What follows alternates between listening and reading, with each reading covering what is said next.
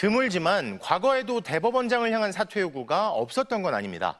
과거 소장 판사들이 앞장서서 사법부에 실추된 신뢰를 회복하기 위해서는 침묵으로 일관할 수 없다며 이 대법원장의 퇴진을 요구하고 실제 대법원장이 사퇴한 적도 있었는데요.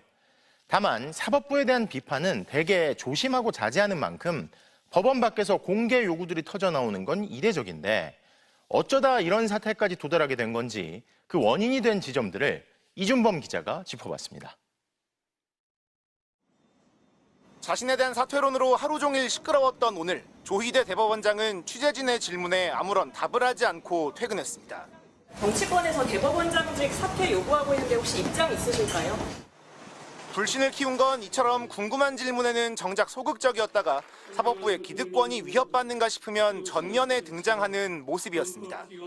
계엄군이 국회를 침탈하는 모습이 생중계된 위헌 위법적인 비상계엄 다음 날, 조 대법원장은 원론적인 입장만 내놨습니다.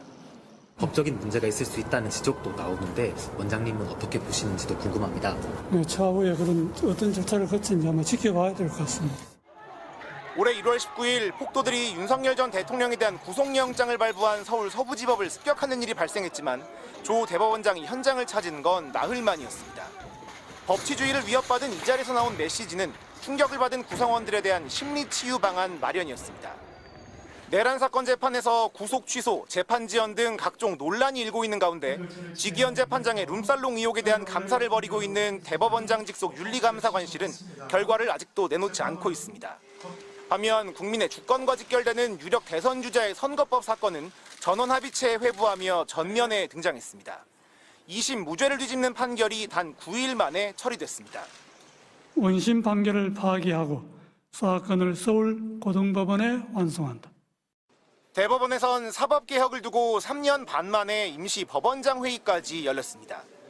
조희대 대법원장 임명 동의안은 국회에서 260여 명의 찬성표를 받아 통과됐습니다. 헌법은 대법원장의 임기를 보장하고 있습니다.